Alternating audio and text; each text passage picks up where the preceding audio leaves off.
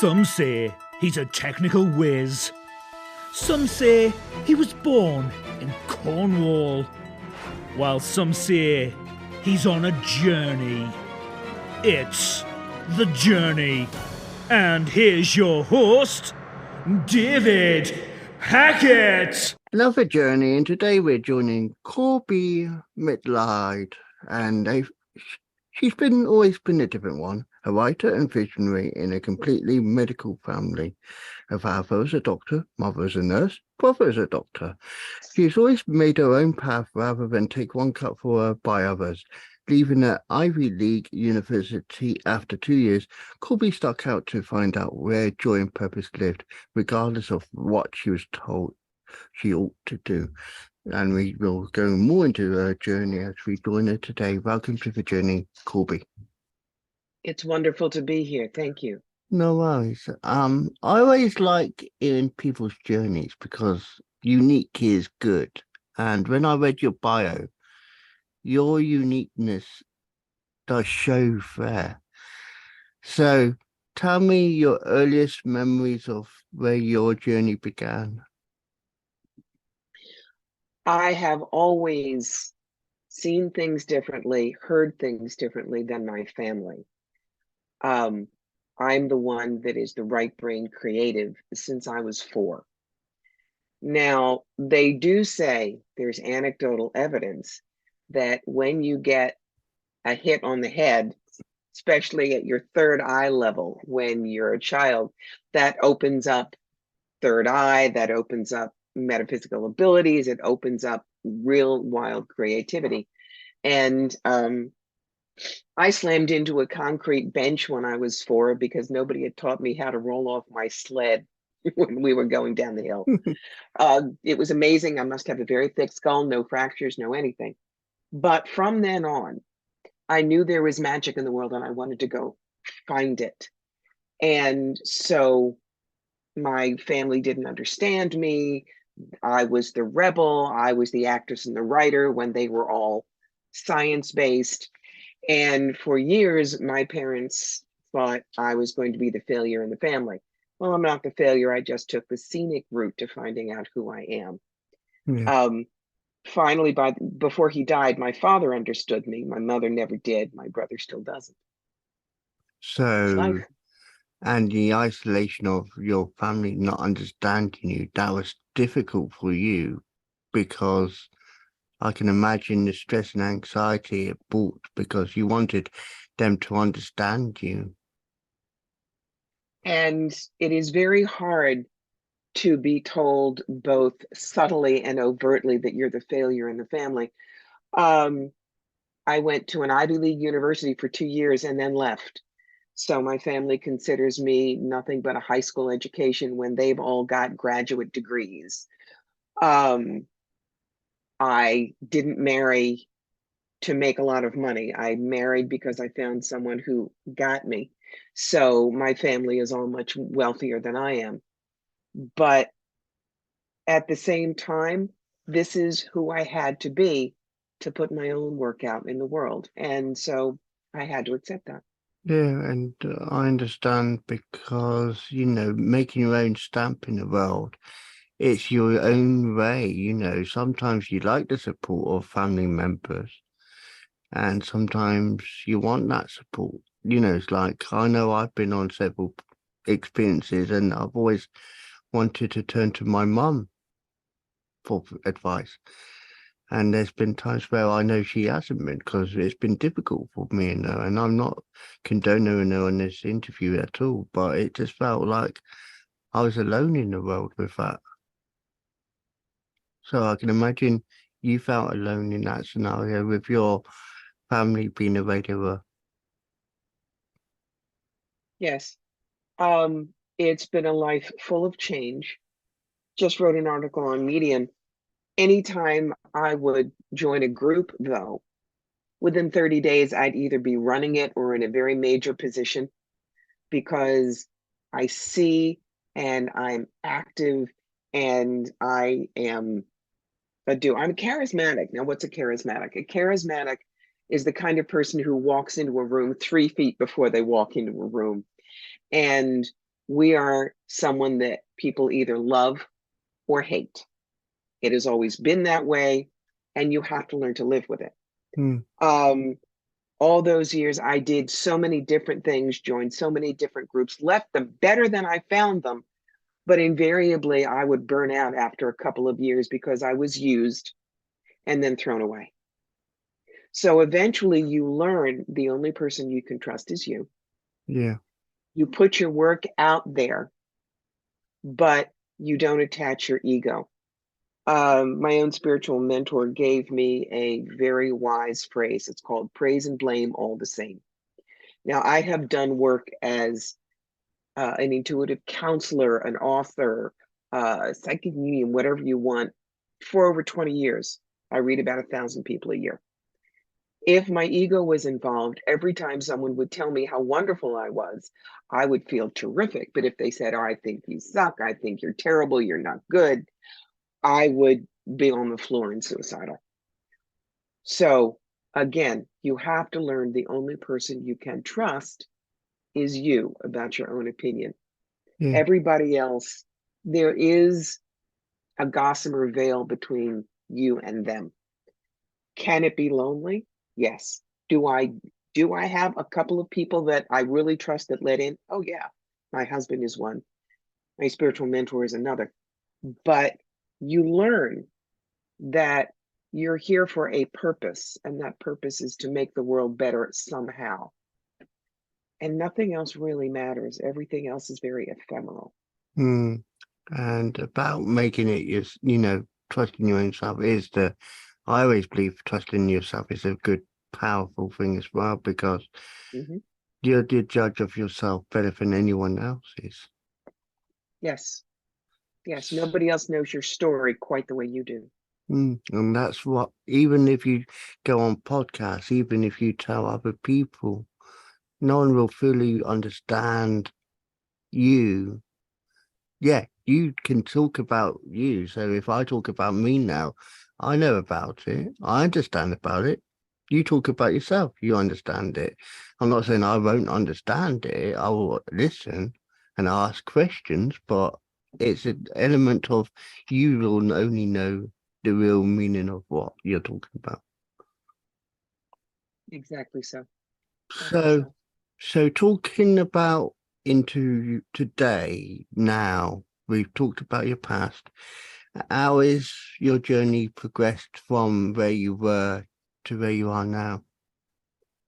Well, I'm 68 and I'm realizing that I want to be an elder, not a boomer. And what's the difference there? Boomers are the ones, my age group. We had the best music, the best cars, the best clothes. We had the best life. You all don't understand it. You don't have it because you're lazy. We all know the caricatures of boomers. Elders are very different. We understand that our life, what we had, is impossible. When we were growing up, we didn't fear being shot dead in school. We didn't think about the earth being uninhabitable in our lifetime. We never thought about mass extinction or the fact that people could be extinct in 100 years. We didn't think about not being able to make enough money to even have a roof over our heads. We didn't think about being constantly fired. We did have a very easier time of it. But to expect millennials and Gen Zs to have the same is crazy. So an elder understands it is our time to come off the stage. We have to cede the spotlight to them. We don't always tell them what to do. We offer our timeless wisdom if we are asked. And we become what I call third trenchers. Now, what's that? In World War I, there were 3 trenches in trench warfare. The first one was where everyone went over the top. Second one was your reserve soldiers. And the third trench, supplies, food, medics. So when people of my generation become third trenchers, let's say that there's going to be a food drive for the homeless. We're the ones who pack the sandwiches and do the dishes. We do not plan it. We do not take the publicity for it, and we do not take the credit. We have to leave that to the younger generations so they can determine how they are going to be in the world. Yeah. So that's my journey now, is what can I leave behind me that they can use? And It's I not understand. about me, it's about them. Yeah, it's about making what you can make them feel comfortable for their future, I assuming by what you just said there. Exactly So, so. so going to your notes, it said about your path being obviously wasn't easy, being married twice, which didn't last, and a constant search for the partner who understood. And then it says about your successional jobs, a series of spiritual paths, moving from Cambridge to Philadelphia to Poughkeepsie to New York. Poughkeepsie, nobody can pronounce it if you don't live in New York. It's all Yeah, right. I know. But I assume it's Poughkeepsie to New York to Atlanta. Then out of the blue, you developed breast cancer, not once, but 3 times. Now, I'll go more into that bio in a minute, but surviving breast cancer 3 times, that's... Well, for one thing, it came because, and this is part of metaphysics, in my pre-birth plan, most times when I reincarnate, I'm male and probably don't treat women very well. This time I came in needing to learn that what a woman looks like is not what she's worth. And I came in with your typical, if you will, Dolly Parton figure. But because I was not learning that lesson, I got cancer twice. The third time was a second primary. It took the danger clock back to 0, but I was forced to have a double mastectomy, and all of the surgical interventions pretty much ruined my physical being. But I live the examined life, which is, all right, this horrible thing is happening and I can't get out of it. What do I need to learn? Me personally, the way I work, then what do I need to teach? And then next, I don't dwell in it, which is why I never say I fought cancer, because what you fight fights back. And I do not say I'm a cancer survivor, because that whole vibe gives you the feeling of teeth and toenails hanging on. I am a cancer dancer. I found out how graceful I could be under pressure, avoided getting my toes stepped on, and got off the dance floor in one piece. It's been 18 years. I'm completely clean. It is just one more thing that I teach with. So it was part of my journey. Yeah, and I just applaud that because, that is a milestone, even though you don't address it. It is a milestone in its own right mind, in other people's eyes, that would say you came to see that, you've experienced it, and you've beaten it. But I understand totally. So, going then into saying life has become a roller coaster with no breaks, and then you survived divorce, abuse, poverty, obviously life-threatening illnesses came into that as well. But through all this, you valued it, examined life, meeting challenges, and always asking the next question, facing each new situation with strength, courage, and humor. Now, I like that approach because obviously that's the best way to handle it. Humor, you got to laugh at certain things. You can't always be 100% square, doom and gloom. No. I mean, look, I have done stand-up comedy about You Think a Psychic's Life is Easy. Everybody thinks that those of us who do that kind of metaphysical work, we're all serious and we wear glitter and, oh, please. I'm from New York. I'm very practical. And when you can laugh about things, it makes it easier to get information across. I know when my clients sit down with me, invariably there will be times during our situation, even if it's very serious, that I will get them to laugh. Because when you laugh, your shielding goes down and the information goes in, they will feel more comfortable with me.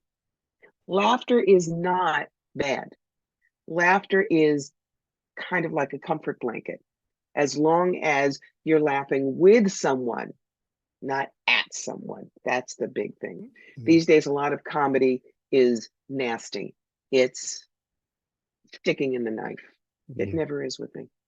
Yeah, and I see that with certain comedies I see on TV. It's like it's deliberately written to make poking at certain subjects in life, and I'm thinking, yeah, there is a way of poking at society and all, but not through comedy, because people then will interpretate that, and I have seen it where they interpret it, and you see it then written in newspaper articles, in cartoons, and it's like, yeah.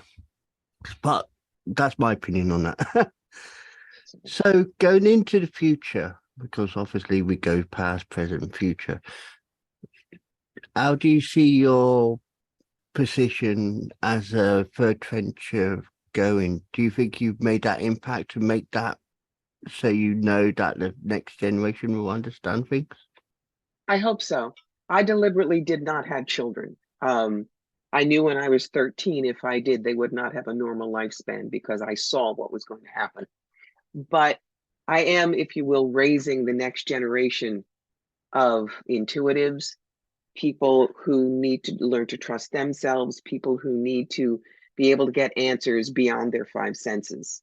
So yes, at this point, I'm passing on every single thing that I know so that they can do it. I mean, 20, 30 years at most, I'll be gone. Do I want to take everything with me that I learned? No, I want to leave some of it behind if it is useful to them, but they must tell me it's useful. I'm not going to insist that they do it my way, because I know that intuitives in the 2020s do things very differently than they did 50 years ago, when we had the hippies, when we were just learning about spirituality on a very public face. So you have to accept the fact that the world is going to go on without you, and the world is going to change. Yeah. If you think that it won't, you're deluding yourself.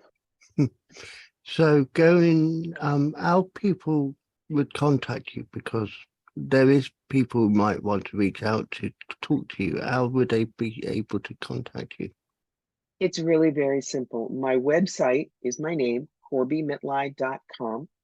You can find me on YouTube, on Pinterest, on Instagram, on Medium. And if you want to learn with me on a monthly basis, that would be Patreon. Okay. And for the last thing, what would you say to one bit of advice would you give people for the future? Because once this is uploaded, it's fair for people to be inspired for the future.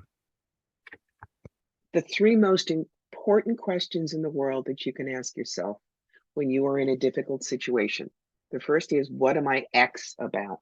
X is sad or angry or depressed or fearful. Second question is, why am I X about that? Don't judge it, just look at it. And the third question we never ask ourselves is, what do I think would happen if I stopped being X about that? You are allowed to change how you feel. You are allowed to change your belief systems. You can change them in an instant when you ask yourself those three questions. Corbie, thank you for sharing your journey with us today. It's been a pleasure. Thank you.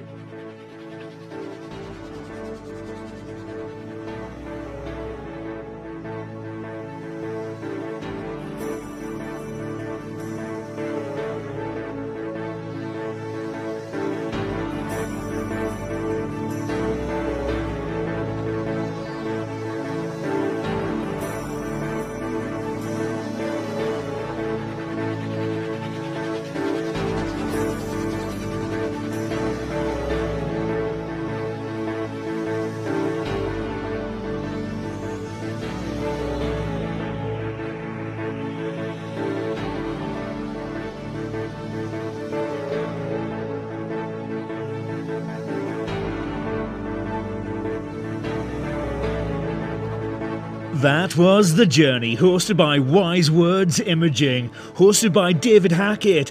Be sure to like, subscribe and listen to another journey coming soon.